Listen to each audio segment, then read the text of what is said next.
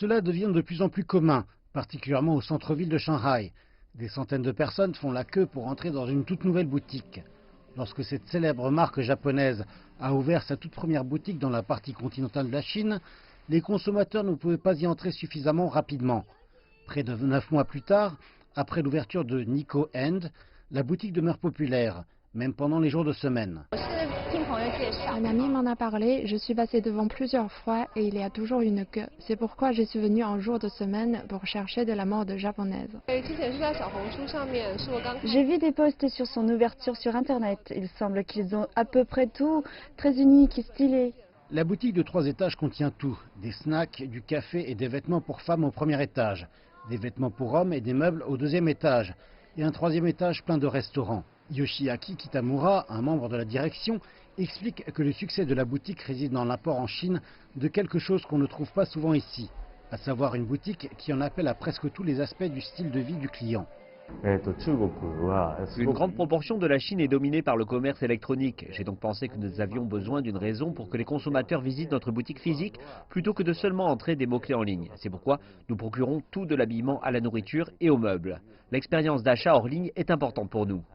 Cela n'a rien de neuf d'attendre quelques heures ou de réserver en avance un numéro d'entrée pour pénétrer dans l'une de ces boutiques. Et ce qui est aussi commun est que nous avons vu les boutiques tendances apparaître et disparaître assez rapidement. Tirer avantage du battage du marketing et des promotions en ligne dans la phase initiale est leur plan habituel. Mais leur problème est de nourrir une croissance à long terme. Yoshiaki nous a dit qu'il changerait le thème de sa boutique tous les 45 jours. Lorsqu'il a ouvert la boutique, c'était sur le thème de Noël. Le thème est à présent celui de la fête du printemps. Un expert est d'accord avec l'approche d'entreprise de Yoshiaki, mais s'attend à ce que le pays voit de plus en plus de nouvelles boutiques baser le succès de leur ouverture sur l'embrasement de la publicité suscitée sur l'Internet. Bien sûr, cela rendra le marché encore plus difficile. L'industrie de la publicité en ligne croît rapidement au cours des dernières années et aujourd'hui, elle constitue une industrie de plusieurs milliards de RMB dans le commerce et les services.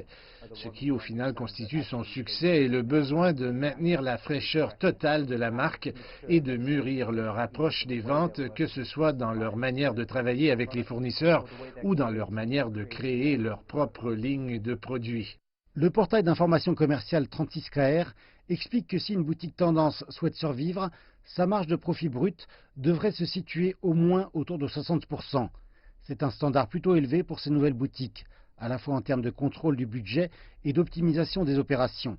Cela signifie aussi que les boutiques tendances ont besoin de maintenir un suivi étroit des changements des habitudes de consommation dans l'habillement, l'alimentation et les boissons, en gardant toujours à l'esprit qu'une boutique prend en moyenne 2 ou 3 ans pour dégager des profits.